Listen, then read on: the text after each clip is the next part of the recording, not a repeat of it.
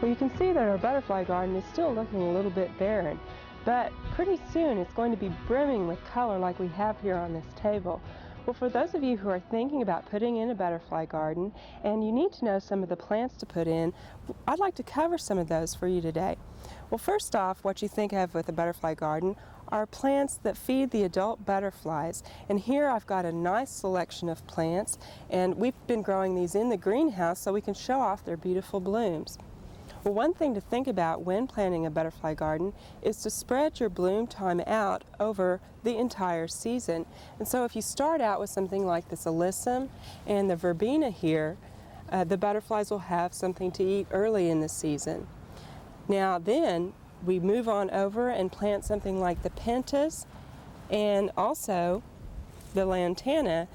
These are great plants for later in the summer. The lantana will last clear through the first freeze, and the pentas are very good in the heat. So this provides food for your butterflies later in the summer. Now, one thing you want to address when you're planting for your butterflies is to group your plants in large masses of the same color.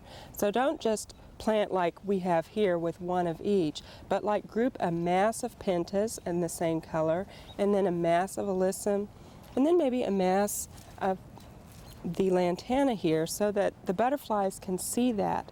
You also want to make these masses at different levels because different butterflies like to travel at different levels. So have a mass low to the ground and then a medium one, and then maybe something vining that the butterflies would like.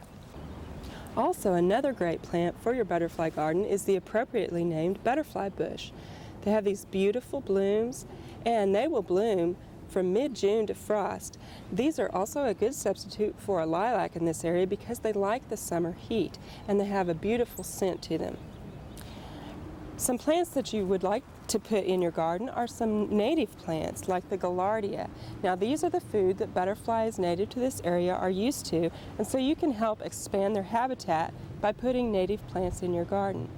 While most people realize they need to plant flowering plants for the adult butterflies, they may not realize that they need different plants for the larvae of these butterflies. And here are some great plants to include in your butterfly garden for food for larvae. The first one is parsley. Parsley is a great food for the eastern black swallowtail butterfly. And don't be alarmed when you see caterpillars munching on these plants because that's what they're supposed to do, so don't spray them. Another great plant would be the fennel, or you could plant dill. Now this lacy foliage will look beautiful in contrast to the flowers, and it also provides a good food source for butterfly larvae. Now some other plants you might not think about putting in your butterfly garden would be things like tomatoes and even cabbages.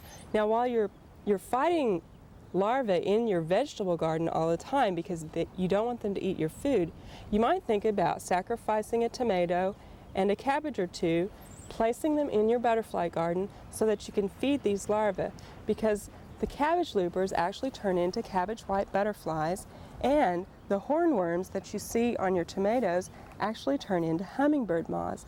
Now while we don't like those in our vegetable garden, they do provide an important pollinating service to all the other flowers, and so you might want to plan for those in your garden. Well, our butterfly garden is just perched, getting ready for the season, and we have a wonderful addition to this garden. We have a new butterfly house that was built by James Brown. He's a master gardener with the Oklahoma County Master Gardeners, and they have presented this beautiful butterfly house to the Oklahoma Gardening Studio Garden in appreciation for the education of gardening enthusiasts. And we really appreciate this butterfly house, and we're going to mount this in the corner of our butterfly garden. Well, if you're planning on making a butterfly garden and you need some more information on that, we actually have a fact sheet, Landscaping to Attract Butterflies, Moths, and Skippers.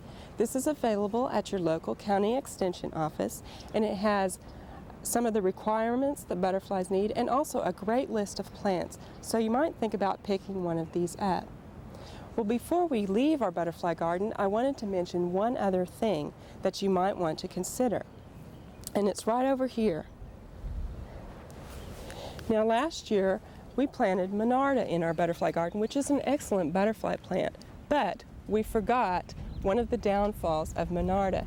Monarda is in the mint family, and that means it's an invasive plant and it can be quite a problem in the garden. And you can see we're actually going to be fighting this plant for quite a while. So if you're going to plant Monarda or any other kind of mint, you need to contain it. And one of the best ways to do that is to take a large pot and cut out the bottom, and then sink this pot down level with the surface of the soil, and then plant your mint or your Monarda in that pot. And that way it will contain those roots and you won't be fighting it all the time. So remember, if you're going to put one of these in, to be sure and contain it so you won't fight it the rest of the season.